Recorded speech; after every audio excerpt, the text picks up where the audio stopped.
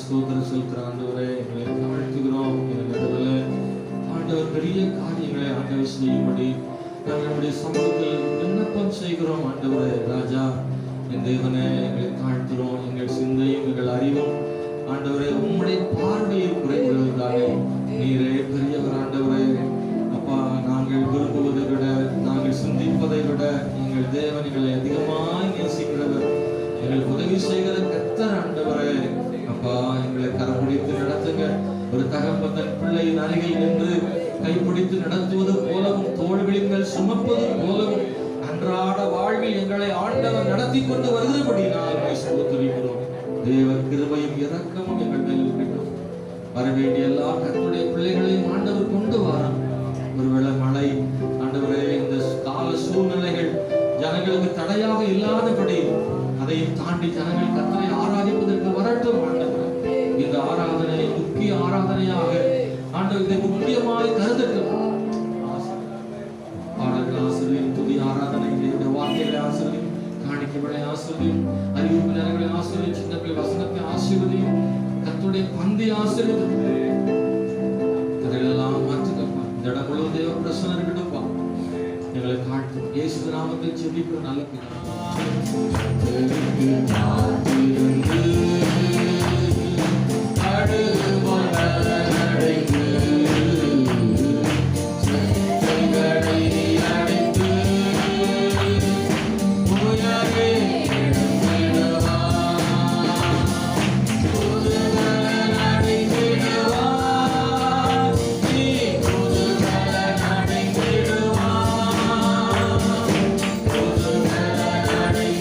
Wow.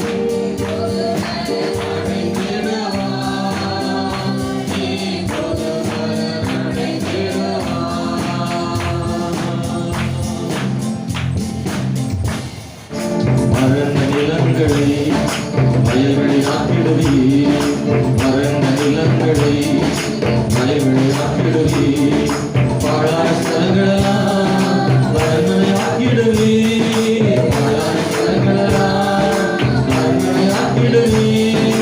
உம்மா தோடும் இசையா, எல்லாம் தோடும் இசையா, உம்மா தோடும் இசையா, எல்லாம் தோடும் இசையா, சர்வாமே மன்னா தோடும் இசையா, எங்கள் வாழ்நாளெல்லாம் இனிமையாகும் இசையா, ஒரு வார்த்தை மன்னா தோடும் இசையா, எங்கள் வாழ்நாளெல்லாம் இனிமையாகும் இசையா. இருந்த உலகினிலே ஒளியை தந்தவரே, இருந்த உலகினிலே ஒளியை தந்தவரே, பாவத்திலே வாழ்வோரை மீட்டிடுவே, பாவத்திலே வாழ்வோரை மீட்டிடுவே. அம்மா தோடும் இசையா, எல்லாம் தோடும் இசையா, அம்மா தோடும் இசையா, எல்லாம் தோடும் இசையா, ஒரு வார்த்தை மன்னா தோடும் இசையா, எங்கள் வாழ்நாளெல்லாம் இனிமையாகும் இசையா, ஒரு வார்த்தை மன்னா தோடும் இசையா, எங்கள் வாழ்நாளெல்லாம் இனிமையாகும் இசையா. மரித்த லாசருவை உயிர் வர செய்தவரே, மரித்த லாசருவை உயிர் வர செய்தவரே, எங்கள் தேசங்களே உயிர் வர செய்யுமையா, எங்கள் தேசங்களே உயிர் வர செய்யுமையா. அம்மா தோடும் இசையா, எல்லாம் தோடும் இசையா, அம்மா தோடும் இசையா, எல்லாம் தோடும் இசையா, ஒரு வார்த்தை மன்னா தோடும் இசையா, வாழ்நாளெல்லாம் இனிமையாகும் ஒரே ஒரு வார்த்தையை காத்திருப்பா, ஒரே ஒரு வார்த்தைக்காக எங்கள் சபை காத்திருக்கு, விசுவாசிகள் காத்திருக்காங்கப்பா, ஒரே ஒரு வார்த்தை. அக்கினி இறங்கட்டும், அற்புதம் நடந்திடட்டும், அக்கினி இறங்கிடட்டும், அற்புதம் நடந்திடட்டும், கர்த்தர் கைவந்து தேசங்கள் அறிந்திடட்டும், கர்த்தர் கைவந்து தேசங்கள் அறிந்திடட்டும். அம்மா தோடும் இசையா, எல்லாம் தோடும் இசையா, அம்மா தோடும் இசையா, எல்லாம் தோடும் இசையா, ஒரு வார்த்தை மன்னா தோடும் இசையா. ஆமென். வாழ்நாளெல்லாம் இனிமையாகும் இசையா, ஒரு வார்த்தை மன்னா தோடும் இசையா, எங்கள் வாழ்நாளெல்லாம் இனிமையாகும் இசையா, ஒரு வார்த்தை மன்னா தோடும் இசையா, எங்கள் வாழ்நாளெல்லாம் இனிமையாகும் இசையா. ஹல்லேலூயா. ஒரு வார்த்தை சொன்னா போதும் இசையா.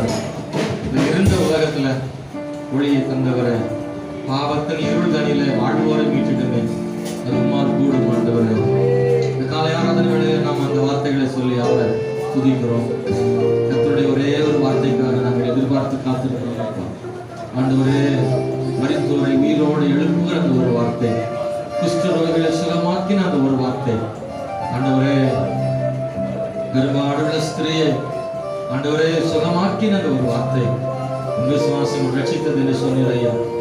ஆண்டவரே, கதஸ்கா குளத்தின் அண்டையில எழுந்து நட என்று சொல்லி 38 வருஷமாய் சுகவீனமாயிருந்தவனை ஒரு இமை பொழுதில் எழுப்பி நடக்க செய்தவர், உன் படுப்பை எடுத்துக்கொண்டு நடக்கும்படி செய்தவர், அந்த ஒரு வார்த்தை இந்த காலகடையில் எங்களுக்கு வேண்டும் வேண்டும் வேண்டும் வேண்டும் அப்பா.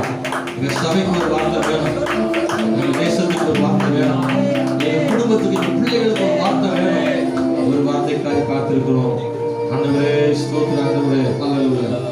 வறண்ட நிலங்களிலே ஆண்டவரே வாய்க்கால்களை அமைக்கிறவர் அல்லவா, பாடான ஸ்தலங்களை கூட அரண்மனை ஆக்குகிறவர், உம்மால் கூடும் இசையா, எல்லாம் கூடும் இசையா. தேங்க்யூ ஆண்டவரே. துதிக்கிறோம் கர்த்தாவே. ஒரு புதிய கிருபை, ஒரு புதிய பலன் இந்த காலையில எங்களுக்கு வேணும்.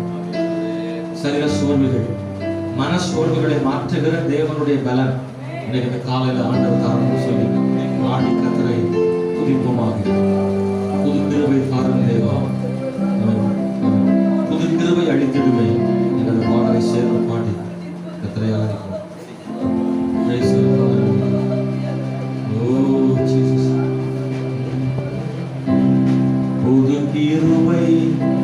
அழித்திடுமே, புகலிடமும் தந்திடுமே, புது கிருபை அழித்திடுமே, புது கரும் தந்திடுமே, புது ஜீவன் புது பலனும் எந்தன் இயேசுவே தந்திடுமே, புது ஜீவன் புது பலனும் எந்தன் இயேசுவே தந்திடுமே. அப்படி சொல்ல புது கிருபை அழித்திடுமே, புகலிடமும் தந்திடுமே.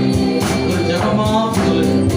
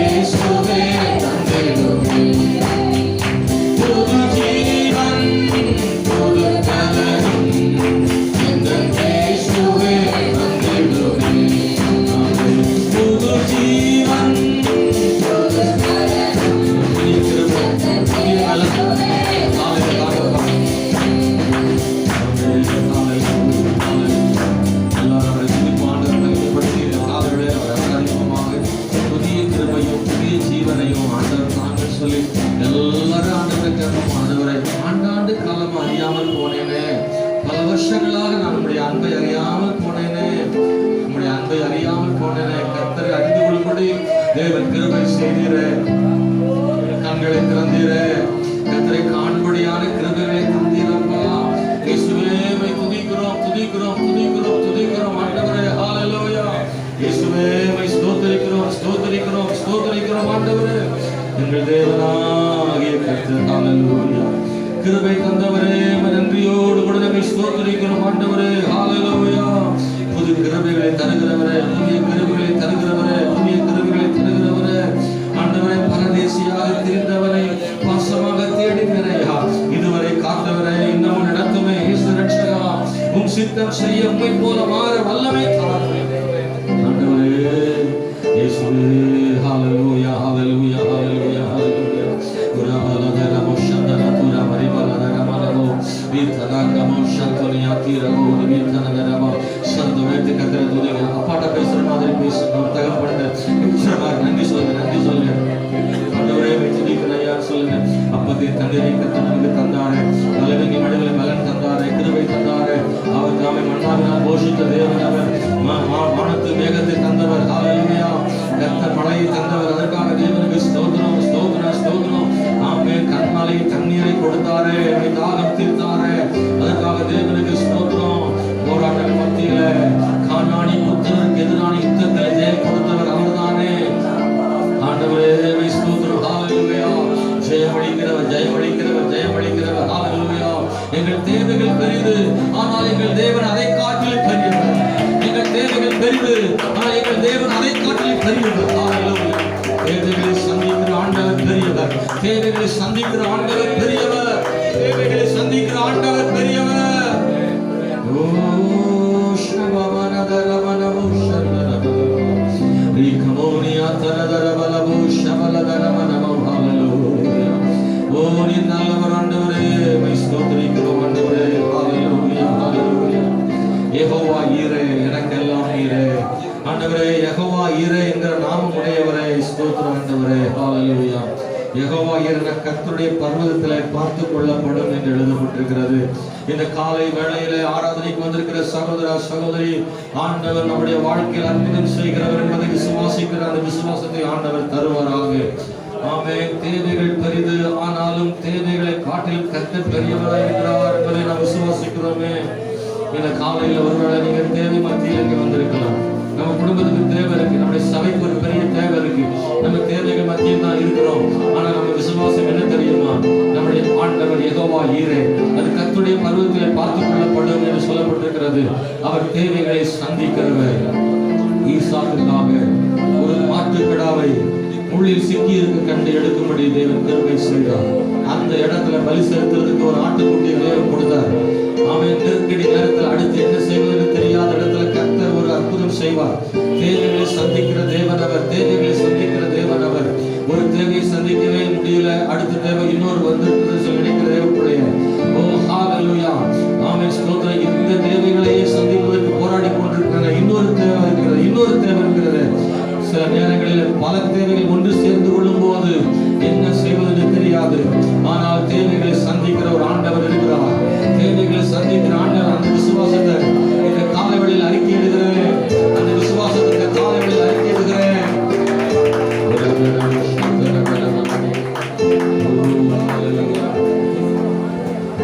யெகோவா ஈரே, எனக்கெல்லாம் ஈரே, என் தேவையெல்லாம் சந்திப்பீர்.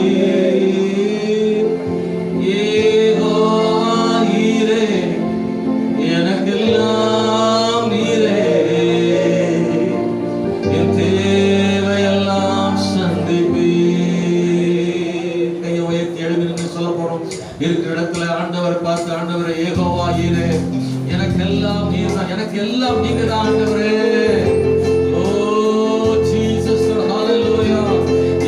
எதிர்பார்ப்புக்கு மேலாக, என் ஜெபத்துக்கு மேலாக, என் தேவைகளுக்கு மேலாக என் தேவன் எங்கள் தேவைகளை சந்திக்கிறவராய் இருக்கிறபடியா நன்றி ஆண்டவரே. ஒவ்வொரு நாளும் அதிசயமாக நடத்தி கொண்டு வருகிறேன் ஆண்டவரே. கர்த்தாவே நிச்சயம் செய்வீர் ஆண்டவரே, நிச்சயம் செய்வீர் ஆண்டவரே. என் நம்பிக்கை நீரே ஆண்டவரே. எங்கள் தேவன் மாறாதவர் அப்பா.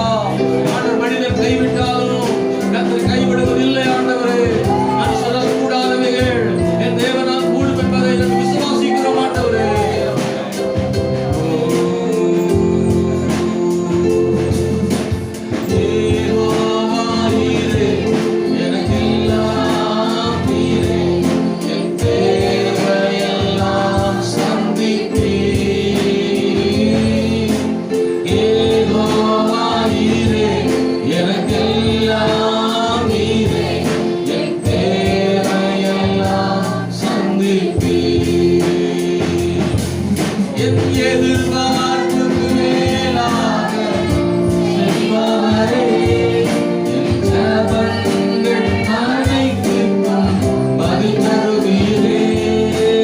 எதிர்பார்ப்புக்கு மேலாக செய்பவரே, என் ஜெபங்கள் அனைத்துக்கும் பதில் தருவீரே.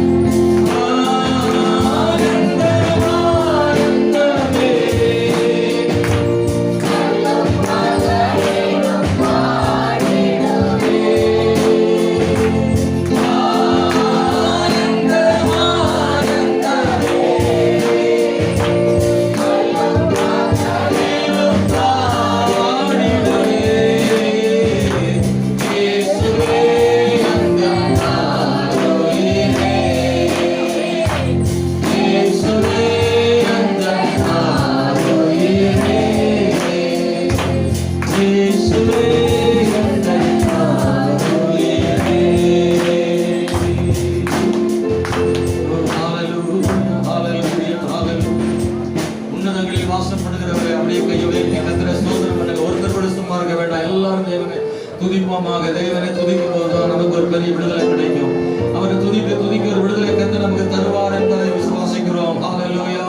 இந்த கால வேளையில தேவனை நாங்கள் நோக்கி பார்க்கிறோம். ஆண்டவரே, இயேசு கிறிஸ்துவின் நாமத்தினாலே நாங்கள் முழு மனதோடு முழு இதயத்தோடு உம்மை துதிக்கிறோம். தேவனே, கர்த்தர் நல்லவரையா, நல்லவரையா, நல்லவரையா. வாழ்க ராஜா, வாழ்க ராஜா. தேவனுடைய மகிமையினால் முழுகிறபடியா ஸ்தோத்திரம் ஆண்டவரே. இயேசுவின் நாமத்தினாலே உம்மை துதிக்கிறோம் ஆண்டவரே. சர்வ வல்லமை உள்ள கர்த்தர் நீரே ஆண்டவரே. ஹல்லேலூயா. கர்த்தர் சிங்காசனங்களை மாற்றுகிறவர் நீரே. சிங்காசனத்திலே வீற்றிருக்கிற தேவன் ஆண்டவரே, ஸ்தோத்திரிக்கிறோம் ஆண்டவரே. கர்த்தரினாலும் அடையாளங்களினாலும் நிரப்புகிற தேவன் அல்லவா. உம்மை நோக்கி புறப்படுகிறோம் ஆண்டவரே. உயரம் உன்னதமான சிங்காசனத்திலே வீற்றிருக்கிறவரே.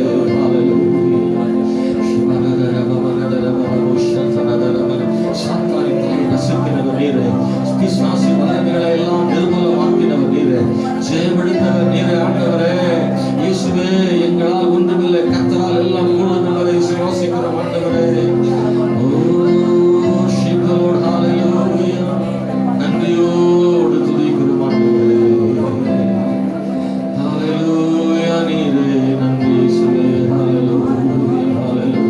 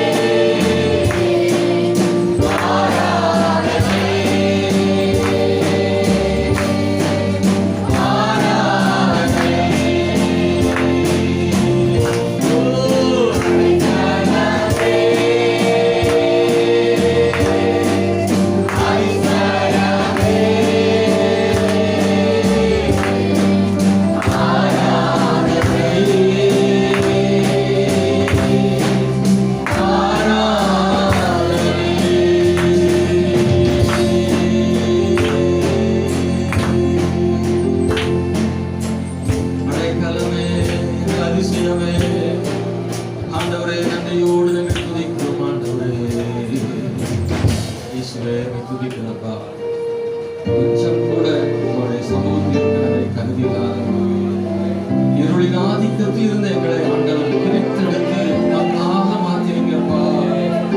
அப்பான்னு கூப்பிட கூட உரிமை இல்லாம இருந்தோம். எங்கள் தேவன் எங்களை தேர்ந்தெடுத்து அப்பா பிதாவை அழைக்கக்கூடிய புத்திர சுவீகாரத்தின் ஆவிகளுக்கு தந்தரே ஸ்தோத்திரம் ஆண்டவரே.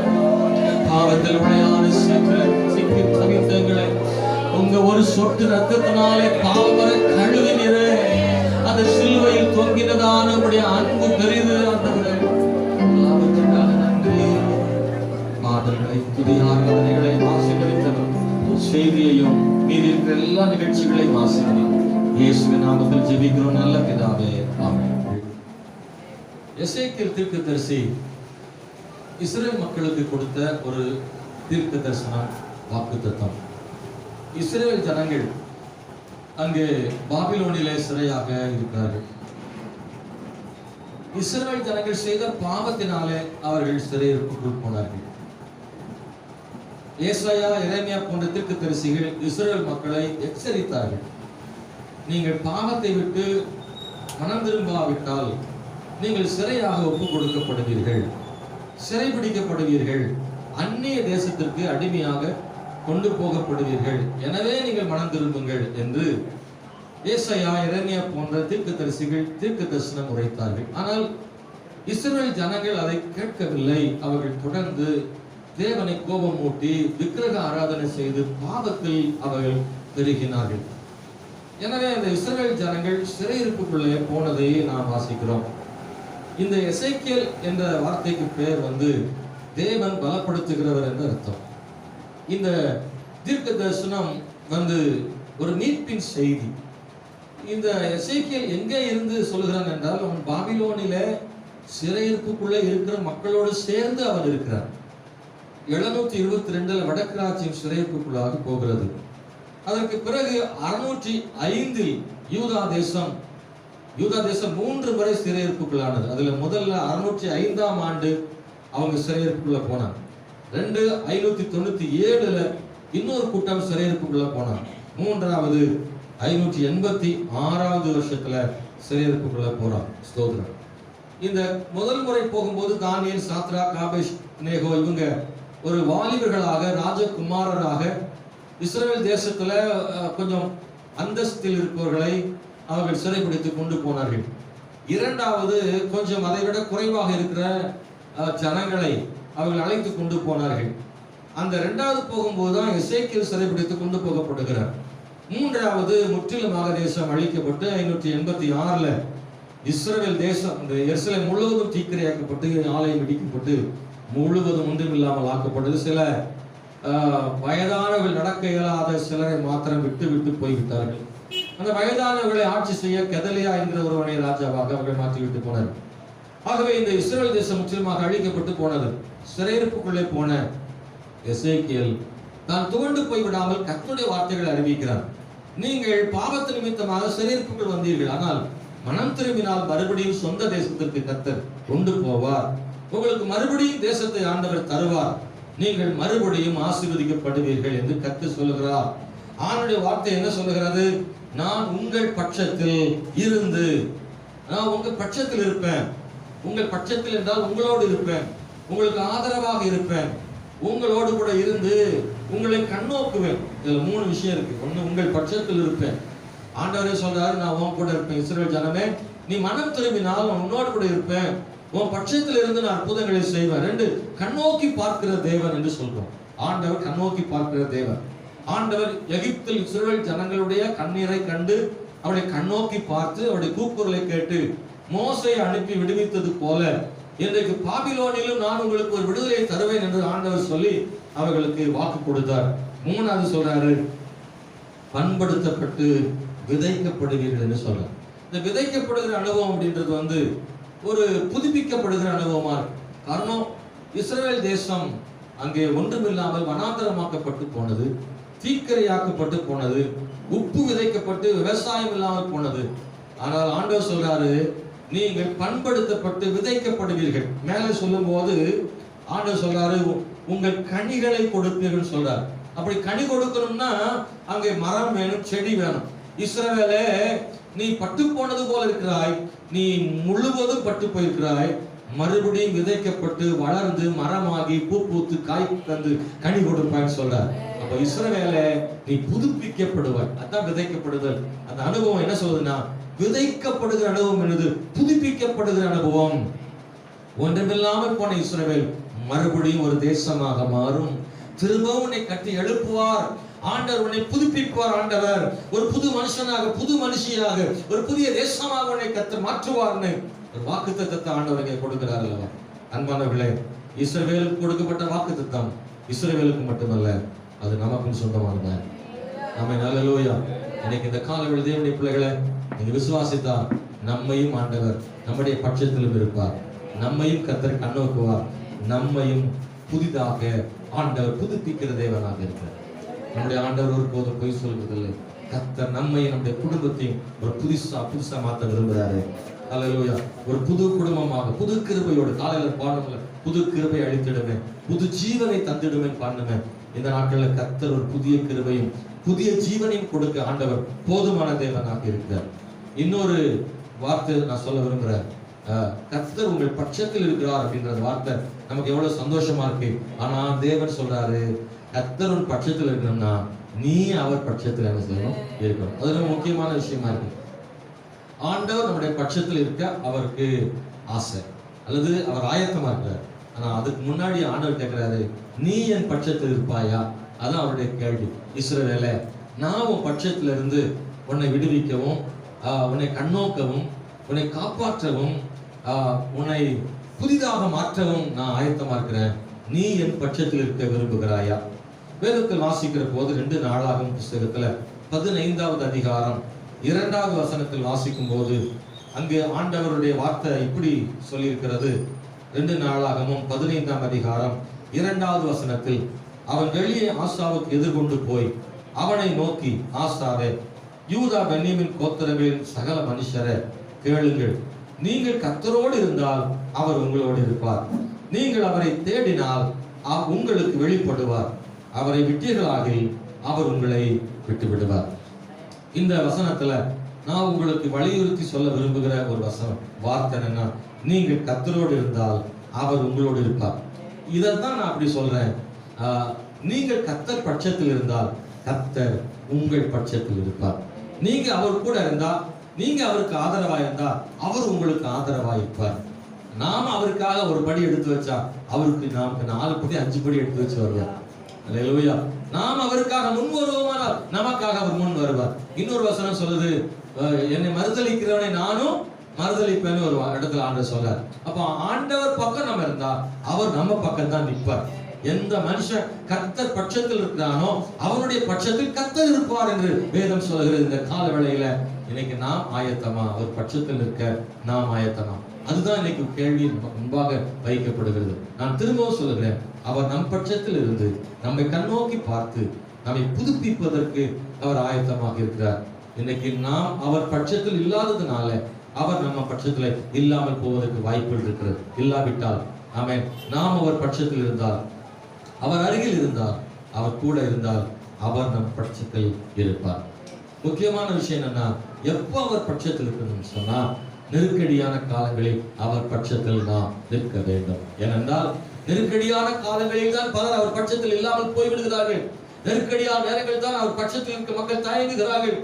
அவன் சூழ்நிலைகள் மாறும்போது ஜனங்கள் சிதறி ஓடுகிறார்கள், துணிந்து நிற்க மனமற்று போகிறார்கள். கர்த்தருடைய பட்சத்தில் நின்ற பலரும் கூட நெருக்கடியான காலங்களில் விலகி போய்விட்டார்கள். ஆனால் சிலரோ கர்த்தர் பட்சத்துல எல்லா நேரங்களிலும் நின்றிருக்கிறார்கள். இன்னைக்கு ஆண்டவர் சொல்றாரு, என் பட்சத்தில் நிற்க நீர் ஆயத்தமா? கர்த்தர் பட்சத்தில் நிற்க ஆயத்தமா? குறைவுகளிலேயும் பலவீனங்களிலேயும் தேவைகள் மத்தியிலேயும் அவன் சுகவீனங்களிலேயும் பற்றாக்குறைகளிலேயும் நெருக்கடியான காலங்களிலேயும் யுத்த களத்திலும் கூட கர்த்தர் பட்சத்தில் நிற்க ஆயத்தமா? அதுதான் இன்னைக்கு கேள்வி. ஆண்டவர் கேட்கிறார், என் பக்கத்தில் நிற்க ஆயத்தமா இருக்கிறாயா? அல்லேலூயா. இயேசு கிறிஸ்து சிலுவையில் தொங்குகிற காலம் வந்த போது அவரோடு கூட நின்று எல்லாவற்றிலும் அனுபவித்த பலரும் கூட அவர் பட்சத்தில் நிற்க ஆயத்தமாக இல்லை. பலரும் ஓடிவிட்டார்கள். ஆமென். ஒருவன் தூரத்தை பின்பற்றினான். தங்கள் உயிரை காக்கும்படி இயேசுவோடு நிற்க இல்லாமல் போய்விட்டார்கள். இயேசு எல்லாரோடும் சேர்ந்து சாப்பிட்டார், எல்லாரோடும் சேர்ந்து பயணித்தார், எல்லாரோடும் சேர்ந்து அற்புதம் செய்தார். எல்லாரோடும் சேர்ந்து அப்பங்களை பிட்டு கொடுத்தார். ஆனால் தனியாக பாடுகளை சந்தித்தார். மற்ற இன்பமான சூழல்கள் எல்லாவற்றிலையும் எல்லாரும் இருந்தார்கள். ஆனால் இப்போது இயேசுவின் பாடுகள் நேரத்தில் தனியாகத்தான் அதை சந்தித்தார். ஆமென். இயேசு சுமக்க வேண்டிய அந்த சிலுவை இயேசுதான் சுமக்க போகிறார். சிலுவையில் அவர்தான் நமக்காக அடிக்கப்பட போகிறார். ஆனால் இயேசுவின் அருகில் நிற்பதற்கான அல்லது இயேசுவின் அருகில் சும்மா நாத்துக்கும் நிற்கிறதுக்கு ஆள் இல்லை. ஆமென். அல்லேலூயா. பாடுபட வேண்டியதில்லை, அவர் கூட நின்று அடிக்கப்பட வேண்டியதில்லை, அவர் சுமக்கிற சிலுவையை சுமக்க வேண்டியதில்லை. நானும் இயேசுவின் சீஷன் தான் என்று சொல்றதுக்கு தைரியம் உள்ள ஒரு சிலர் அங்கே நிக்கணுமே. அப்படி யாரும் அங்கே இல்லாமல் போனார்களே. கடைசியில எப்படியோ யோவான் அங்கே சிலுவை எண்ணெயில வந்து சேர்ந்தார். என் தேவனுடைய பிள்ளைகளே, அவன் அந்த யோவானுக்கு ஒரு பாக்கியம் கிடைத்தது. சிலுவையில் சொன்ன 7 வார்த்தைகளை இன்றைக்கும் மறப்பதில்லை. ஒவ்வொரு நாளும் இந்த 7 வார்த்தைகளை நாம் ஒவ்வொரு வருஷமும் தியானிக்கிறோம். நேரம் கிடைக்கும் பொழுது வாசிக்கிறோம். அந்த இடத்துல சிலுவையில் இருந்து சொன்ன 7 வார்த்தைகள்ல ஒரே ஒரு எழுத்து வார்த்தை யோவான். ஆமென். ஸ்தோத்திரம்.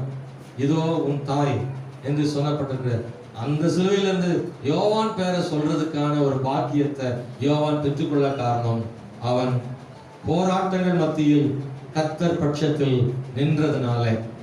நின்றதுனால. பலர் ஓடிவிட்டாலும் கூட கர்த்தர் பட்சத்தில் நிற்கிற யோவானை போல இன்றைக்கு நீங்கள் நான் நிற்க ஆயத்தமா? எப்ப தெரியுமா? 5 அப்பத்தையும் 2 மீனையும் பிட்டு 5000 பேருக்கு கொடுக்கும் போது, அற்புதம் நடக்கும் போது கூட நிற்பது பெரிதல்ல. 12 கூடைகளை சுமப்பது பெரிதல்ல. இயேசுவோடு கூட சேர்ந்து பந்தி வைப்பது பெரிதல்ல. இயேசுவோடு கூட சேர்ந்து பஸ்கா புசிப்பது பெரிதல்ல. இயேசுவோடு கூட நின்று சிலுவையின் பாடுகள் மத்தியில அவருக்காக நிற்கிற ஒரு கூட்டம் இருக்கு. அந்த கூட்டம் இன்றைக்கு தேவை. அவன் இன்றைக்கு தேவை. ஹல்லேலூயா.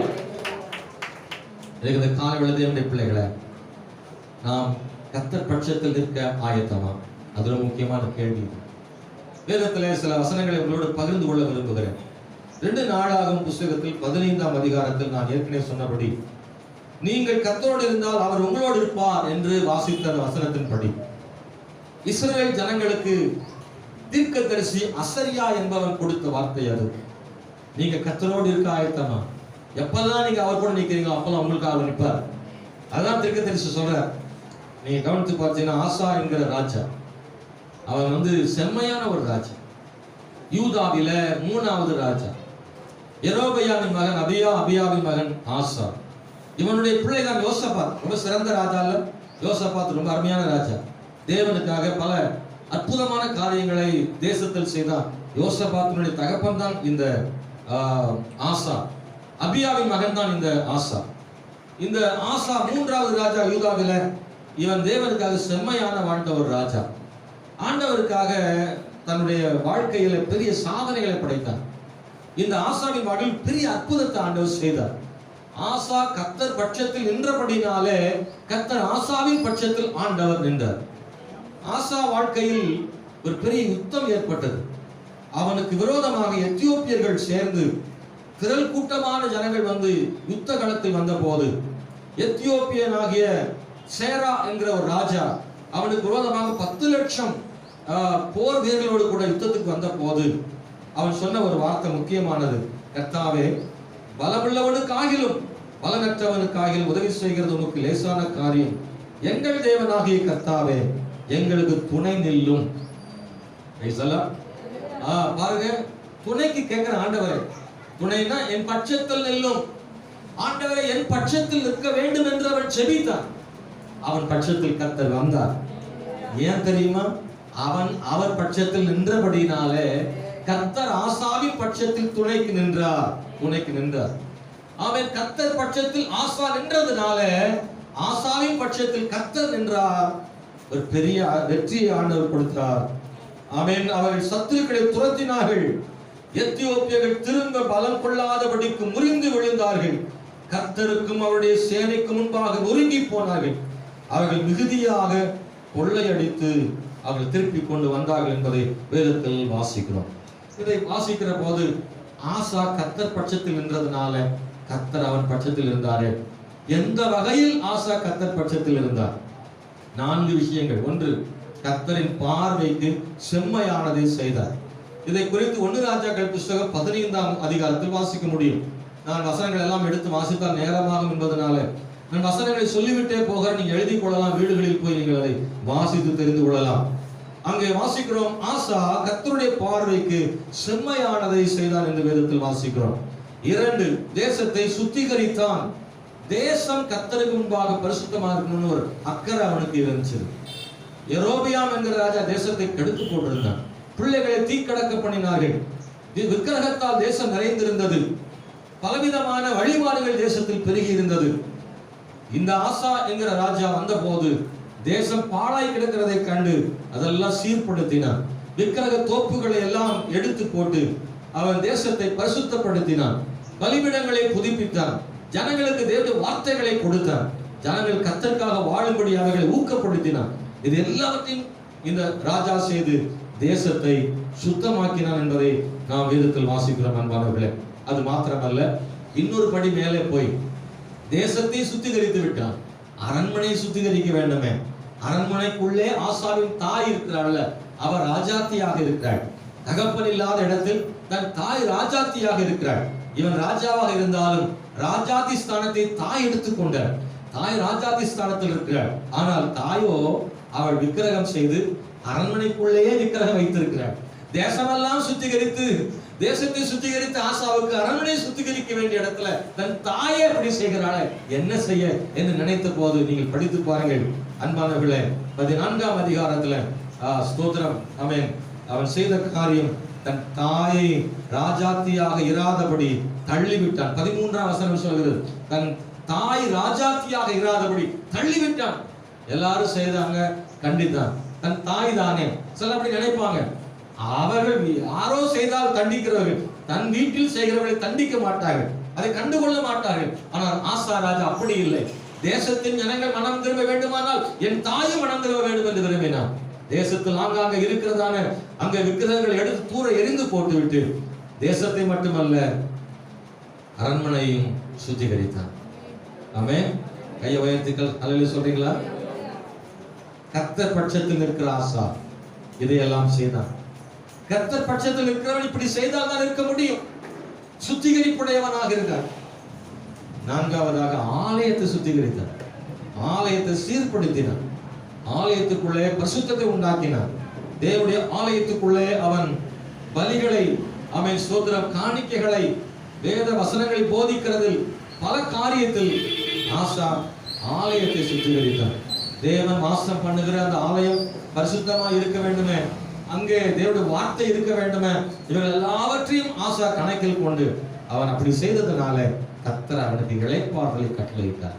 அல்லேலூயா, ஆமென், ஸ்தோத்திரம். அன்பான கர்த்தருடைய பிள்ளைகளே, உறவை காட்டிலும், தாய் என்கிற அந்த உறவை காட்டிலும் கர்த்தர் பட்சத்தில் இருப்பதே எனக்கு போதும் என்று எண்ணின ஆசாவுக்காக கர்த்தர் ஆசாவின் பட்சத்தில் நின்றார். அல்லேலூயா. பெரும் கூட்டமாகிய எத்தியோப்பியரை சிறு கூட்ட ராணுவத்தை கொண்டு ஜெயிக்க முடிந்தது காரணம் கர்த்தர் ஆசாவின் பட்சத்தில் இருந்தார். அல்லேலூயா. இந்த காலவேளை தேவனுடைய பிள்ளைகளை, 2வது நான் சொல்ல விரும்புகிறேன். மோசே கேட்கிற ஒரு கேள்வி, கர்த்தர் பட்சத்தில் இருக்கிறவன் யார்? கர்த்தர் பட்சத்தில் இருக்கிறவன் யார்? இஸ்ரவேல் மக்கள் வனாந்தரத்தில் பயணம் செய்த போது மோசேக்கு கர்த்தர் நியாயப்பிரமாணங்களை சீனாய் மலையில கொடுத்தார். அவன் மலையின் மேல் ஏறி போய் 40 நாட்கள் உபவாசம் இருந்து ஜெபத்தோடும் அழுகையோடும் அர்ப்பணிப்போடும் ஆண்டவர்ட்ட அவர் கையால் எழுதப்பட்ட இந்த 10 கற்பனைகளை அவன் கற்பாறைகளில் பெற்று அவன் கீழே கொண்டு வரக்கூடிய அந்த சூழ்நிலையில் கர்த்தர் அவனோடு பேசிக் கொண்டிருக்கிற அந்த நேரத்தில் கீழே இருக்கிற ஜனங்கள், மலையின் கீழே இருக்கிற ஜனங்கள் பாவம் செய்து எங்களை வழி நடத்தி கொண்டு வந்த மோசேக்கு ஏதோ நடந்து விட்டது, அவன் மரித்து போய்விட்டான், நாட்கள் சென்று விட்டது, 1 நாள் 2 நாள் அல்ல 40 நாளாக போகிறது, எனவே எங்களுக்கு முன் செல்லும் தெய்வங்களை உண்டு பண்ணும் என்று சொன்னார். அல்ல கவனிங்க, மோசேக்கு என்னவோ ஆயிற்று என்றால் அவனுக்கு பதிலாக இன்னொரு தலைவனை ஏற்படுத்த வேண்டும். அப்படிதானே? மனிதனாகிய மோசேக்கு ஏதாவது நடந்திருந்தால் மோசேக்கு பதிலாக ஆரோனையோ யோசுவாவையோ ஏற்படுத்தி இருக்க வேண்டும். ஆனால் அவர்கள் ஏற்படுத்தி சொன்னது எது தெரியுமா? தெய்வங்களை. ஏற்கனவே உள்ள தேவன் ஒருவர் இருக்கிறாரே அல்லவா, தேவனே இல்லை என்ற இடத்துக்கு வந்துட்டார். அப்படிதானா? ஸ்தோத்திரம். அப்போ தெய்வத்தை உண்டு பண்ண வேண்டும். ஏற்கனவே இருக்கிற தெய்வம் யார்? அவர் இருக்கத்தானே செய்கிறார். இப்ப தெய்வமே இல்லாமல் போய்விட்டார் என்று நினைத்தார்களா? அப்படியே புதிய தெய்வங்களை உண்டாக்கினார்கள். ஆரோன் சொன்னா அவங்க காதல கழுத்துல கிடக்கிறதெல்லாம் கொண்டு வாங்கன்னு வாங்கி அதுல ஒரு பொன் கன்றுக்குட்டியை செய்து அவங்க சொன்னாங்க, இஸ்ரவேல் மக்கள் எல்லாம், எங்களை இஸ்ரவேலில் இருந்து எகிப்தில் இருந்து எங்களை விடுவித்து கொண்டு வந்தவைகள் இவைகளை. எதை சொல்றாங்க? பொன் கன்றுக்குட்டியை. எப்படி இருக்கும் ஆண்டவருக்கு யோசித்து பாக்குறீங்களா? எப்படி ஆண்டவர்களை விடுவிச்சு கொண்டு வந்தாரு? இவங்க வனாந்தரத்தை சொல்றாங்க, எங்களை எகிப்தில் விடுவிச்சு கொண்டு வந்து யாரு? 10 வாதை இந்த பொன் கன்றுக்குட்டியா செய்தது? பார்வோனுடைய மனதை உடைத்தது இந்த பொன் கன்றுக்குட்டியா? வானத்திலிருந்து அக்கினி மழையை கொண்டு வந்தது, கல்மழையை கொண்டு வந்தது இந்த பொன் கன்றுக்குட்டியா? பல கேள்விகள் இருந்தாலும் கண்ணுக்கு எதிரே கர்த்தர் செய்த அற்புதம் இருந்தும் இந்த பொன் கன்றுக்குட்டி தான் எங்களை விடுவித்தது என்று சொன்னால் இந்த மக்களுக்கும் தலையில் என்ன இருக்கிறதுன்னு தெரியல. ஒரு தாய் தன் பிள்ளையை பெற்று வளர்த்து ஆளாக்கி அவனை படிக்க வைத்து ஸ்தோத்திரம் திருமணம் செய்து கொடுத்த பிறகு அந்த பையன் என்ன எல்லாம் படிக்க வச்சது எங்க தாய் மாமன் தான் சொன்ன அந்த தாய்க்கு எப்படி தெரியுமா இருக்கும்? நீ பிறக்கும் போதே கழுத்தை பிடிச்சி கொண்டு இருந்தா நல்லா இருக்கும் போல தெரியுது. ஒரு தாய் தன் பிள்ளைய வளர்க்கப்படுற கஷ்டம் பாடு, தான் வயிற்றுல சோறு இல்லாட்டாலும் பிள்ளைக்கு கொடுத்து கடனை வாங்கி அந்த பிள்ளைய படிக்க வச்சு கஷ்டப்பட்டு நான் எப்படி இருந்தாலும் பரவாயில்ல பிள்ளை நல்லா இருக்கணும்னு இந்த பிள்ளைக்காக இந்த தாய் படுகிற பாடுகளை நம்ம பார்க்கல. ஸ்தோத்திரம். பிள்ளைகளாக இருக்கும்போது பெற்றோருடைய தியாகம் தெரிவதில்லை. பெற்றோராக மாறின பிறகுதான் பெற்றோரின் தியாகம் தெரியும். ஆமாவா இல்லையா? நாமளும் பிள்ளைகளா இருக்கும்போது நமக்கு என்ன செய்யல தெரியல. நாமளும் பிள்ளையா இருக்கும்போது தெரியல. நாமளும் எல்லாரும் போலதான் இருந்தோம், விளையாட்டுத்தனமா தான் இருந்தோம். அப்பா அம்மா என்ன சொன்னாலும் அது பெருசா தெரியல. ஆனா நாம தாய் தாப்பனா மாறும்போது தான் தெரியுது, நம்ம அப்பா அம்மாவும் இப்படித்தானே செஞ்சிருப்பாங்க, நம்ம அப்பா அம்மாவும் இப்படித்தானே தியாகம் பண்ணியிருப்பாங்க, நம்ம அப்பா அம்மாவுக்கு நம்ம மேல இப்படித்தானே ஒரு பாசம் இருந்திருக்கும்ன்றது இப்பதான் நமக்கு என்ன செய்யுது விளங்குது. ஆனா இப்போ உள்ள பிள்ளைகளுக்கு அது விளங்காது. அவங்களும் நம்மள மாதிரி மாறும் போதுதான் அவங்களுக்கு விளங்கும். இது இயற்கை. அதை நாம் ஒன்றும் புரிந்து கொள்ள வாய்ப்பு கிடைக்கும் போது புரிந்து கொள்ள முடியும். ஆகவே இஸ்ரவேல் மக்களை ஒரு தாய் பெற்று வளர்த்து ஆளாக்குவது போலதான் ஆண்டவர் அவர்களை எகிப்திலிருந்து ஆளாக்கி கொண்டு வந்தார். ஆனால் இஸ்ரவேல் சொன்னது, இந்த பொன் கன்றுக்குட்டி தான் எங்களை விடுவித்தது என்று சொன்னார். தேவனுடைய மனம் எவ்வளவு புண்பட்டிருக்க வேண்டும். அவர் கோபம் அடைந்தார் என்பதை பார்க்கிறோம். ஆண்டவருடைய கோபம் எப்படியோ மோசே கோபம் அடைந்தார். ஆண்டவர் சொல்றார், கீழே இறங்கி போய் பார், ஜனங்கள் தங்களை கெடுத்துக் கொண்டார்கள் என்று கர்த்தர் சொல்லி மோசே கீழே அனுப்புகிறார். மோசே வந்து பார்க்கிறார், நடக்கிற கூத்த பார்த்தா ஒரே ஒரு திருவிழா கூட்டமா இருக்கு. எல்லா ஜனங்களும் குடித்து வெறித்து அங்க எப்படி டாஸ்மாக் கடை திறந்தாங்களோ தெரியாது, எப்படி மதுபானம் கிடைச்சதுன்னு தெரியல. மோசே மேல போகும்போதே ஊற வச்சுட்டான் போல தெரியுது, வடி கட்டிட்டான் போல தெரியுது. அவ்வளவு குடிச்சு வெறித்து களியாட்டம் பண்ணி பாவம் செய்து எல்லாம் மயங்கி கிடக்கு, போதையில கிடக்கு. மோசே அங்க சொல்லி நிர்வாணமா இருந்தாங்களாம். ஐயோ கொடுமை, எப்படிப்பட்ட ஜனங்கள்! ஸ்தோத்திரம். அவர்கள் எப்படி கிடக்கிறார்கள் என்பதை மோசே பார்த்த போது மிக வேதனைப்பட்டார், கோபம் அடைந்தான், கற்பனைகளை உடைத்தான். இஸ்ரவேல் ஜனங்கள் மேல் அவனுக்கு சரியான கோபம் இருந்தது. அன்பான தேவனுடைய பிள்ளைகளை, மோசே சொன்ன வார்த்தை, கர்த்தர் பட்சத்தில் இருக்கிறவன் யார்? அல்லேலூயா. இப்ப எல்லாம் கர்த்தர் பட்சத்துல இல்லை, எல்லாம் டாஸ்மாக் பட்சத்தில் இருக்கு, எல்லாம் பொன் கன்றுக்குட்டி பட்சத்தில் இருக்கு. எல்லாம் மாறி போய் கிடக்கு, வெறித்து குடித்து அங்கே களியாட்டம் பண்ணி டான்ஸ் ஆடி களைச்சு போய் கிடக்கு. இப்போ கர்த்தர் பட்சத்தில் இருக்கிற யாரும் இல்ல. மோசே தனி மனிதனாக நின்று கேட்கிறான், கர்த்தர் பட்சத்தில் யார் இருக்கிறார்கள், என் பக்கத்தில் வாருங்கள் என்று கேட்ட போது அப்பதான் ஒரு கூட்டம் எழும்பி வருது. செய்த பாவம் உண்மைதான், ஆனால் இப்பொழுது நாங்கள் பொன் கன்றுக்குட்டி பட்சத்தில் இல்லை, நாங்கள் கர்த்தர் பட்சத்தில் வருகிறோம் என்று லேவியர் கூட்டம் கர்த்தர் பட்சத்துக்கு திரும்பினது. அல்லேலூயா. உண்மைதான், நாங்கள் ஏதோ நடந்து விட்டது என்று ஏதோ நினைத்து விட்டு நாங்கள் போய்விட்டோம். அந்த பொன் கன்றுக்குட்டியின் பின்னாடி போனது உண்மைதான், மதுபானத்தின் பின்னாடி போனது உண்மைதான். ஆனால் இன்றைக்கு நாங்கள் மனம் திரும்ப விரும்புகிறோம். கர்த்தர் பட்சத்தில் இருக்கிறார் வாழ்ந்து கேட்ட போது நாங்கள் வர ஆயத்தமாக இருக்கிறோம் என்று மனம் திரும்பி மோசேயின் பக்கத்தில் வந்த லேவியர் கூட்டம் அங்கே வந்தது. அன்பான கர்த்தருடைய பிள்ளைகளே, இன்னும் பலரும் மோசேயின் பக்கத்தில் கர்த்தரின் பட்சத்தில் வருவதற்கு ஆயத்தமாக இல்லாமல் போய்விட்டார்களே. ஒரு கூட்டம் வந்தது, 2 விதமான கூட்டம் இருந்தது. இன்னைக்கும் தேவனுடைய பிள்ளைகளை இரண்டு விதமான கூட்டம் சபைக்குள்ளே உண்டு. சபைக்குள்ளே இருந்தாலும் விசுவாசிகளாகவே இருந்தாலும் இன்னும் கர்த்தர் பட்சத்தில் இருக்கிற கூட்டம் ஒன்று உண்டு. கர்த்தர் பட்சத்தில் வராத கூட்டம் இருக்கத்தான் செய்யும். நீங்களும் நானும் கர்த்தர் பட்சத்தில் இருக்க வேண்டும். எப்ப தெரியுமா? நெருக்கடியான காலங்கள்ல. மோசே மேல போயிருந்தாலும் சரி, இன்னும் மோசே வர தாமதமானாலும் சரி, என்ன நடந்தது என்று சிந்திக்க முடியாத சூழல் இருந்தாலும் சரி, எந்த இக்கட்டான நிலையிலும் நாம் கர்த்தர் பட்சத்தில் நிற்க வேண்டும். ஹல்லேலூயா. அன்பான கர்த்தருடைய பிள்ளைகளே, ஸ்தோத்திரம். இன்னொரு வார்த்தை சொல்ல விரும்புகிறேன். நியாயாதிபதிகள் புஸ்தகத்தில் 5ஆம் அதிகாரத்தில் ஒரு சம்பவம் அங்கே எழுதப்பட்டிருக்கிறது. அன்பானவர்களே, ஆமென், ஸ்தோத்திரம். நியாயாதிபதிகள் புஸ்தகத்தில் நான் 5ஆம் அதிகாரத்தை எடுத்துக்கொண்டால் அங்கே தெபோராள், பாராக் என்கிற அவர்கள் மத்தியில் நடந்த ஒரு சம்பவத்தை நாம் அங்கே வாசிக்க முடியும். அன்பானவர்களே, ஸ்தோத்திரம். அங்கே ஒரு பெரிய யுத்தம் அங்கே ஏற்படுகிறது. ஆமென். கானானிய ராஜா யாபின், ஸ்தோத்திரம், அவனுடைய சேனாதிபதி சிசரா, இவர்கள் இஸ்ரவேலுக்கு விரோதமாக ஒரு பெரிய யுத்தத்தை செய்கிறார்கள். நான் அந்த சம்பவத்தை உங்களுக்கு சுருக்கமாக சொல்ல விரும்புகிறேன். பாருங்கள், 20 வருஷம் கானானியன் ராஜா யாபின் இஸ்ரவேலை அடிமைகளாக வைத்திருந்தார்கள். நியாயாதிபதிகள் புஸ்தகம் முழுவதும் நீங்கள் திரும்ப திரும்ப ஒரே விஷயம் மாறி மாறி வரும். பாவம் செய்வார்கள், சிறையிருப்புக்குள்ளே போவார்கள், மனம் திரும்புவார்கள், கர்த்தர் விடுவிப்பார். மறுபடியும் அவர்கள் பாவம் செய்வார்கள். இது நிற்கிறதே கிடையாது. இப்படியே ஒரு சைக்கிள் மாதிரி திரும்ப திரும்ப அது வந்து கொண்டே இருக்கும். ஒரு 10 வருஷம் அவர்கள் சிறையிருப்புக்கு போவாங்க, மனம் திரும்புவாங்க, கர்த்தர் விடுவிப்பார், மறுபடியும் பாவம் செய்வாங்க, மறுபடியும் சிறையிருப்பு போவாங்க. இப்படி தொடர்ந்து இஸ்ரவேல் மக்கள் வாழ்க்கையில் நடந்து கொண்டே வந்தது என்பதை பார்க்கிறோம். அப்படிப்பட்ட நிலையில் கானானிய ராஜாவின் கையில் 20 வருஷம் அடிமைகளாக இருந்தார். இப்போது அங்கே இருந்து ஒரு விடுதலை வேணும்.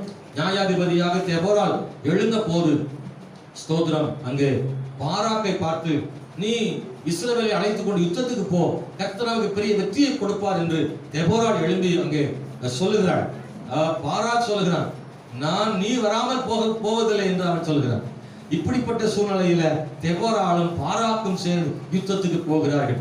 பெரும் திரள் படையோடு கூட சேர்ந்து இந்த சிசரா சேனாதிபதி அந்த கானானிய ராஜாவின் ராணுவத்தோடு கூட யுத்தத்துக்கு வரும் பொழுது கர்த்தர் இந்த தெபோராள் மூலமாக, பாராக் மூலமாக ஒரு பெரிய வெற்றியை ஆண்டவர் கொடுத்தார் என்பதை வாசிக்கிறோம். அந்த சிசரா அவன் கீழே இறங்கி ரதத்தை விட்டு கீழே இறங்கி ஓடுகிறான்.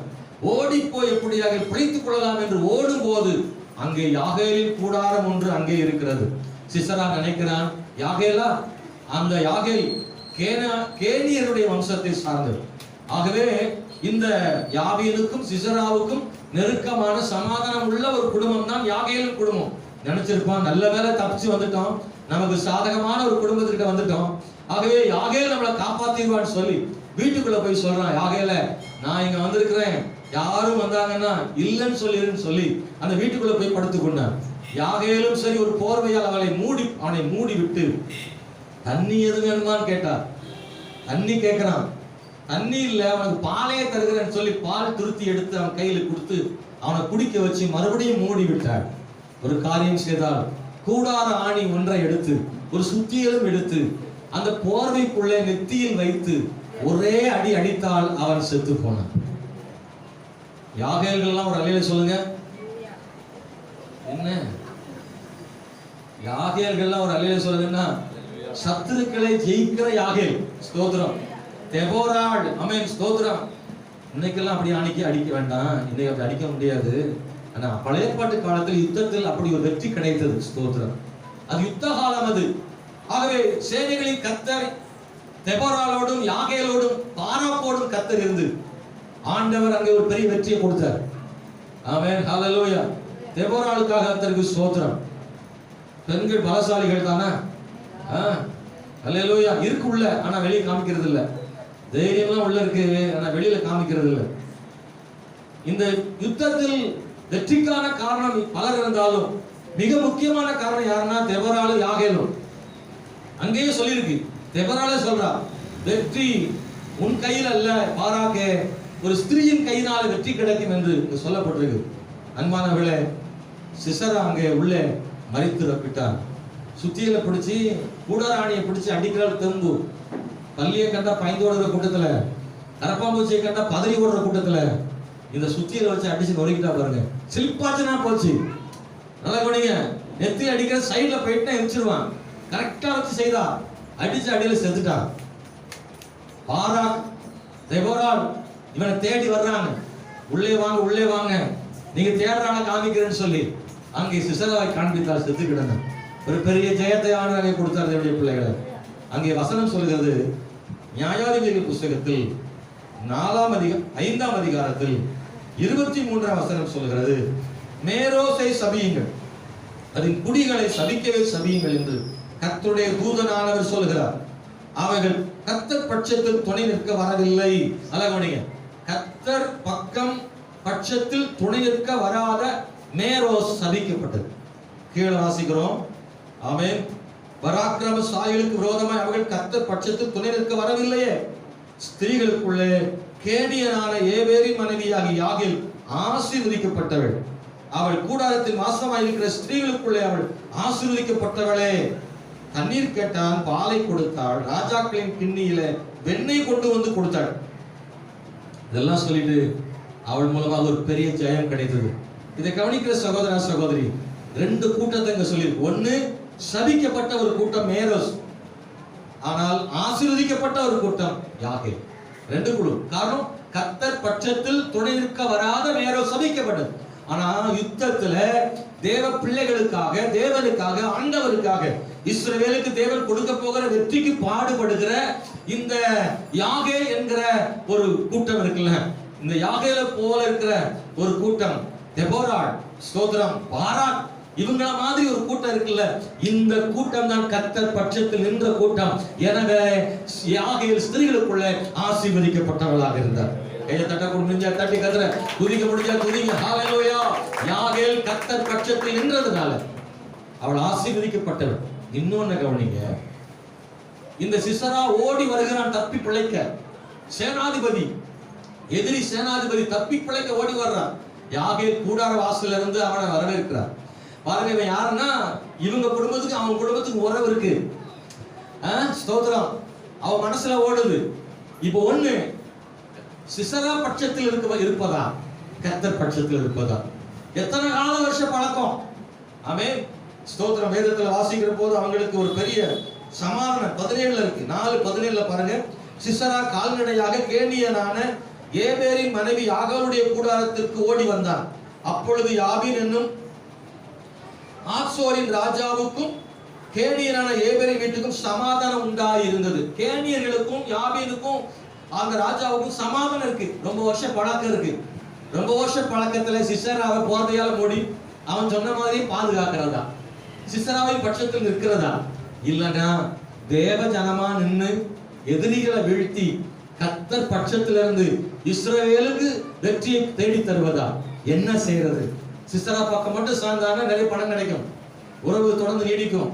இப்ப 2 முடிவு எடுக்கணும். கர்த்தர் பட்சத்தில் நிற்பதா, சிசராவ பட்சத்தில் நிற்பதா என்ற முடிவெடுக்கிற நேரத்துல பணத்தையோ உறவுகளையோ, அவன் ஆசா தன் தாயை கூட தயிட்டா பாருங்க, அது மாதிரி உறவுகளெல்லாம் தூக்கி எறிஞ்சிட்டு எத்தனை வருஷம் பழக்கமா கூட இருக்கட்டும், கர்த்தர் பட்சத்தில் இருக்கதான் விரும்புறேன்னு சொல்லி யாகேல் நின்றால, அதை கர்த்தர் பார்க்கிறார்.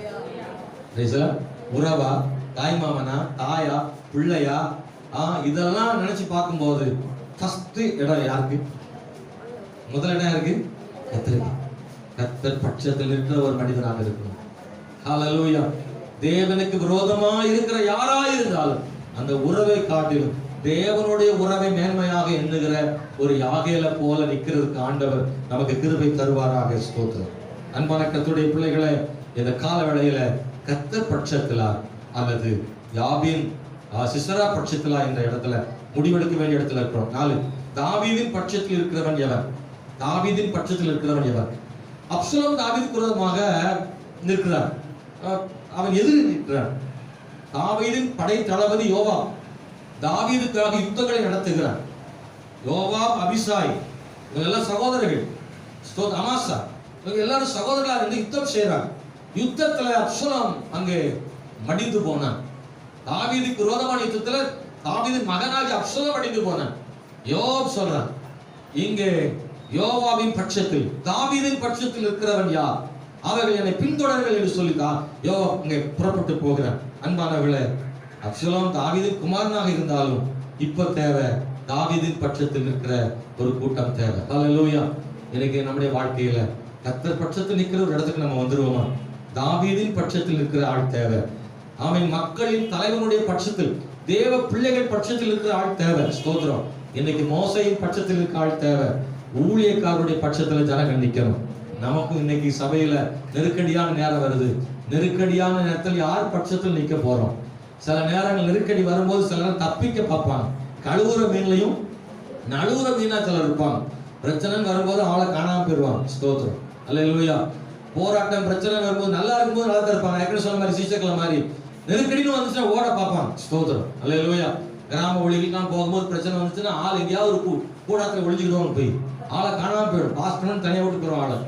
அங்க அந்த மாதிரி நிறைய நடக்கும். ஸ்தோத்திரம். அப்படியெல்லாம் நடக்கிற போராட்டங்கள்ல என்ன வந்தாலும் சரி, அடி வாங்கினாலும் கூட சேர்ந்து அடி வாங்கினாலும் பரவாயில்ல, கூட நிக்கணும். நிப்பீங்களா? சத்தத்தை பார்த்தா அப்படி தெரியலையே. அல்லேலூயா. எங்கேயாவது போறோம் நிக்கிறோம், எவனா வாரான்னா பாஸ்டர் சுத்தி நிக்கணும். அவர் தனியா நிக்கப்படாது. நிறைய இடங்கள் அப்படி நடக்குது. போதும் ஓடுறாள் நிறைய ஓடுறாள் நிறைய நெருக்கடி நேரத்துல துணிஞ்சு நிக்கிறோம். எல்லாம் துணிஞ்சு நிக்கிறோம். அந்த மாதிரி கூட தான் கர்த்தர் கேட்கிறார். மோசேக்காக, தாவீதுக்காக, தேவனுக்காக கர்த்தர் பட்சத்தில் நின்று பாடிகளை உபத்திரவ மத்தியில் நிக்கிற ஒரு கூட்டத்தை கர்த்தர் எதிர்பார்க்கிறாரு. அந்த கூட்டம் ஆசீர்வதிக்கப்பட்ட கூட்டமா. மேரோஸ் கர்த்தர் பட்சத்துக்கு துணையாக வராததுனால சபிக்கப்பட்டன்னு சொல்லி, யாகேல் கர்த்தர் பட்சத்தில் நின்று சத்துருக்கு விரோதமாக எதையும் சந்திக்க துணிச்சலோடு நின்றால, அந்த துணிவு அந்த இடத்துல எது நடக்கலாம். ஒருவேளை தவறுனா யாகேல் கூட என்ன செய்யலாம்? மறிக்கலாம். யாகேலுக்கு கூட தீமை வரலாம். அதெல்லாம் தெரிஞ்சுதான் யாகேல் நினைக்கிறார். கர்த்தர் துணை நிற்பார் நமக்கு, நான் கர்த்தர் பட்சத்தில் இருக்கணும்னு சொல்லி அதை செய்து முடித்தார். அன்பான கர்த்தருடைய பிள்ளைகளை, இன்றைக்கு நாம் மாம்ச பிரகாரமாக ஒரு சிசராவை கொல்ல வேண்டியதில்லை. ஆவிக்குரிய விதத்தில் சாத்தானை கொல்லும்படி அவன் மாம்சத்தோடு இரத்தத்தோடும் அல்ல, அதிகாரங்களோடு துறைத்தனங்களோடு கூட நமக்கு யுத்தம் இருக்கு. அந்த யுத்தத்துல சாத்தான வீழ்த்துற இடத்துல நம்மளை கர்த்தர் வச்சிருக்கிறாரு. ஜெபத்தின் மூலமாக முழங்காலில் சிசராவை கொல்ல வேண்டும். அவள் முழங்கால் படிட்டு கூட ஆணியினால் சிசராவை கொன்றாள். இன்றைக்கு முழங்கால் ஜெபத்தினால சிசராவை கொல்லும் இடத்துக்கு வந்திருக்கிறோம். நீங்கள் கர்த்தர் பட்சத்தில் இருக்க ஆயத்தமா? சகோதரா சகோதரி, கர்த்தர் பட்சத்தில் இருக்கிற ஒரு பெரும் கூட்டத்தை கர்த்தர் எதிர்பார்க்கிறார். இதை கேட்கிற சகோதரா சகோதரி, ஆமென். தாவீது கோலியாத்துக்கு முன்னாடி நிற்கும் போது கர்த்தர் பட்சத்தில் அவன் நின்றார். பலரும் கூட ஒளிந்து கிடக்கும் நேரத்தில், கர்த்தர் பட்சத்தில் இருக்க தயங்கிய நேரத்தில் தாவீது கர்த்தர் பட்சத்தில். காரணம் அவனுக்கு ஒண்ணு, நம்ம ஆண்டவரை தூஷிக்கிறானே, நம்முடைய தேவனை தூஷிக்கிறானே இவன், எனவே நம்ம சும்மா இருக்க கூடாதுன்னு துணிந்து போனானே. எதுவும் நடக்கலாம். எவ்வளவு பெரிய வீரன் தாவீது, கோலியாத்து. அவனுக்கு முன்னாடி சாதாரணமான ஒரு தாவீது, சிறு பையன். ஆனாலும் அவனுக்குள்ள வைராக்கியம் என்ன? கர்த்தருடைய நாமத்தை தூஷிக்கிறான் அல்லவா, நான் அதற்காக நிற்க ஆயத்தமா இருக்கிறேன். என்ன வந்தாலும் சரி, எது வந்தாலும் சரி, கர்த்தருக்காக நிற்க ஆயத்தம், கர்த்தருக்காக நிற்க ஆயத்தம். அந்த இடத்துக்கு வரும்போது கர்த்தர் நம்மளை கைவிட மாட்டார். அல்லேலூயா. அன்பான கர்த்தருடைய பிள்ளைகளே, ஸ்தோத்திரம். கர்த்தர் மிகவும் பெரியவராக இருக்கிறார். இந்த கால வேளையில கர்த்தர் பட்சத்தில் இருக்கிற ஒரு மனுஷனை கர்த்தர் அவன் பட்சத்தில் நின்று அவனை ஆஸ்வதிப்பார். நம்மளாம் ஜெபம் பண்ண போறோம். அந்த கால வேளையில அன்பானவர்களே, கர்த்தர் பட்சத்தில் இருக்கிறவனுக்கு தேவை என்ன தெரியுமா? துணிவு, தியாகம், அர்ப்பணம். இந்த 3 தேவை. அவன் துணிவு, தியாகம், அர்ப்பணம். கண்கள் மூடி இந்த காரியத்தை சொல்லுங்க. யாகேலுக்கு துணிவு இருந்துச்சு, தெபொராளுக்கு துணிவு இருந்துச்சு, யாகேலுக்கு தியாகம் இருந்துச்சு. ஸ்தோத்திரம். அவள் தியாகத்தினால அதை செய்தான். தன் கூடாரத்துல தனக்கு என்ன நடந்தாலும் சரி தியாகத்துல செய்தான். அர்ப்பணம். லேவியர்கள் அர்ப்பணம் செய்தான். கர்த்தர் பட்சத்துக்கு ஆயத்தம். தவறுனது உண்மைதான். ஆனா நான் மறுபடியும் கர்த்தர் பட்சத்துக்கு வந்து விடுகிறேன், நான் கர்த்தர் பட்சத்தில் இருக்க விரும்புகிறேன்னு அன்னைக்கு ஓடி வந்தது லேவியர்களை போல அர்ப்பணம். இன்னைக்கு கர்த்தர் நமக்கு வந்து அர்ப்பணத்தை தருவாராக, துணிவு ஆண்டவர் தருவாராக. துணிச்சல் ஆண்டவர் என்ன நடந்தாலும் பரவாயில்ல, நான் கர்த்தருக்காக இங்க விரும்புகிறேன்னு சொல்லி அந்த துணிவு ஆண்டவர் நமக்கு தருவாராக. தியாகத்தை ஆண்டவர் தருவாராக. எந்த தியாகமும் இல்லாம ஒன்றை பெற்றுக்கொள்ள முடியாது. கர்த்தரை ஒன்று பெற்றுக்கொள்ள வேண்டுமானால் ஒரு தியாகம் இருக்கணும். சாமுவேலை பெற்றுக்கொள்ள வேண்டுமானால் அங்கே ஒரு அர்ப்பண தியாகம் இருந்தால் தான் அதை பெற்றுக்கொள்ள முடியும். தேவனுடைய பிள்ளைய ஸ்தோத்திரம். கர்த்தருக்காக சாதித்தவங்க எல்லாம் தியாகம் பண்ணியிருக்காங்க. இயேசு கிறிஸ்துவின் நாமத்தினால கர்த்தருக்காக செய்கிற தியாகம் ஒன்றும் வீணாகாது. அதற்கு இரட்டிப்பான பலனை ஆண்டவர் கொண்டு வருவார். இந்த கால வேளையில எல்லாரும் சொல்லுங்க, நான் கர்த்தருடைய பட்சத்தில் இருக்க விரும்புகிறேன். கர்த்தருடைய பட்சத்தில் இருக்க விரும்புகிறேன். இயேசு கிறிஸ்துவின் நாமத்துல கர்த்தருடைய பட்சத்தில் இருக்க விரும்புகிறேன் சொல்லி ஆண்டவரே ஒப்பு கொடுத்து ஜெபம் பண்றீங்களா? இயேசு கிறிஸ்துவின் நாமத்தில் கர்த்தர் பட்சத்தில் இருக்க நான் விரும்புகிறேன். ஹalleluya ஹalleluya ஹalleluya. ஆண்டவருக்காக என்ன தியாகம் பண்ணாலும் சரி நான் செய்ய ஆயத்தம். ஹalleluya ஆமென் ஸ்தோத்திரம். எல்லா சீஷைகளும் ஓடி போனாலும் யோவான் தியாகமா நின்னான் இல்லையா? அந்த துணிவுக்காக தேவனுக்கு ஸ்தோத்திரம் உண்டாவதாக. ஆமென் ஆண்டவரே. ஹalleluya. கர்த்தர் பட்சத்தில் இருக்கிற அந்த ஒரு சிறுவன் தன்னிடத்தில் இருந்த 5 அப்பத்தை 2 மீனையும் கொடுத்த அந்த சிறுவன் தியாகத்தை ஆண்டவர் பார்த்து ஆமென் ஸ்தோத்திரம். ஹalleluya. இவ்வளவு பேருக்கும் உணவளிக்கிற இயேசுவுக்கு பட்சத்தில் நான் இருக்க விரும்புறேன்னு அவன் கொடுத்தானே, அதனால ஒரு பெரிய ஆசீர்வாதம் அவனுக்கு கிடைச்சது. இப்ப 5 அப்பம் 2 மீன் இல்ல, 12 கூட மீதியா இருக்கு. எவ்வளவு கேட்டாலும் அந்த சிறு பையனுக்கு கொடுக்கப்படும். ஒரு பெரிய ஆசீர்வாதம் என்ன? என் கையில் இருந்த அந்த அப்பத்தை கொண்டு இந்த மக்கள் எல்லாம் சாப்பிட கர்த்தர் கிருபை செய்தாரே. மக்கள் பட்சத்தில் கர்த்தர் நிற்கிற போது கர்த்தர் பட்சத்தில் ஒரு சிறு பையன் என்றான் அல்லவா? இன்னைக்கு நீங்கள் நான் ஒரு சிறு பையனை போல நம்ம இருப்பதை தியாகமா கர்த்தருக்கு கொடுக்கும் போது கர்த்தர் நம்முடைய பட்சத்தில் இருந்து நமக்கு மட்டுமல்ல அநேகருக்கு ஆண்டவர் ஆகாரம் கொடுக்கக்கூடிய ஆசீர்வாதத்தை ஆண்டவர் தருவார். யாகேலுடைய அந்த தியாகத்தினால ஆண்டவர் யாகேலுக்கு மட்டுமல்ல இஸ்ரவேலுக்கெல்லாம் வெற்றியை கர்த்தர் கொடுத்தார் அல்லவா? இன்னைக்கு நமக்கு ஆண்டவர் அப்படிப்பட்ட வெற்றியை கொடுப்பதற்கு அவர் ஆயத்தமாக இருக்கிறார். தேவ பிள்ளை ஆயத்தமாக இருக்கிறார். உங்கள் பட்சத்தில் ஆண்டவர் இருப்பார். உங்கள் குடும்பத்தின் பட்சத்தில் ஆண்டவர் இருப்பார். உங்களுக்கு துணையாக ஆண்டவர் வருவார்.